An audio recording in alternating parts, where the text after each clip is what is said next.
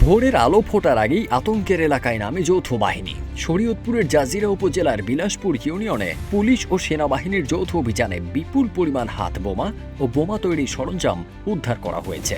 12 জানুয়ারি ভোর থেকে ডগ স্কোয়াডের সাহায্যে বিলাসপুর ও আশপাশের এলাকায় ব্যাপক তল্লাশি চালানো হয়। এ সময় বাঁশঝাড় আর বাড়ির আঙিনায় মিলেছে ভয়ানক সব অস্ত্র। অভিযানে বিভিন্ন বাড়ির আশপাশ ও বাঁশঝাড় থেকে 45টি ককটেল বোমা উদ্ধার করা হয় বিপুল পরিমাণ বোমা তৈরির সরঞ্জাম ও দেশীয় অস্ত্র। এ সময় জিজ্ঞাসাবাদের জন্য 3 নারী ও 1 পুরুষকে আটক করা হয়েছে। তাদের বিরুদ্ধে জিজ্ঞাসা চলছে বলে জানিয়েছে পুলিশ। 8 জানুয়ারি হাত বোমা তৈরির সময় বিস্ফোরণে 2 জন নিহত হন। এ ঘটনায় 53 জনের নাম উল্লেখ সহ অজ্ঞাত 150 জনের বিরুদ্ধে মামলা দায়ের করা হয়েছে।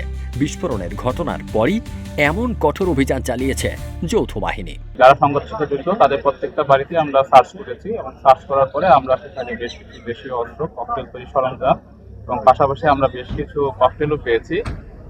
এর পাশাপাশি আমাদের যেটা উদ্দেশ্য ছিল, এর আগেও আমরা দেখেছি যে আমরা যে ঘটনাগুলো ঘটার পরে আমরা কিন্তু পুলিশ সহ যে আমাদের নিজস্ব জাজিরা থানা জেলা পুলিশের সমন্বয়ে যে অভিযান চলমান ছিল, আজকে আমরা এটাই আরেকটা বড় স্কেলে, লার্জ স্কেলে করেছি এবং আমরা উদ্ধার করেছি, আপনাদের দেখিয়েছি। এর আগে আমাদের যে ঘটনাটা ঘটেছিল তখন আমরা তাৎক্ষণিকভাবে ঘটনা নিয়ন্ত্রণে আনার পরেও মামলা হওয়ার পাশাপাশি আমরা আসামিদের গ্রেফতার করেছি। তো আসামির পরবর্তীতে যারা জড়িত আছে তাদের ব্যাপারে অভিযান অব্যাহত থাকবে, তাদেরকে আমরা অবশ্যই আইনের আওতায় নিয়ে আসবো। এই বিলাসপুরের শান্তি শৃঙ্খলা রক্ষার জন্য জেলা পুলিশ অঙ্গীকারবদ্ধ।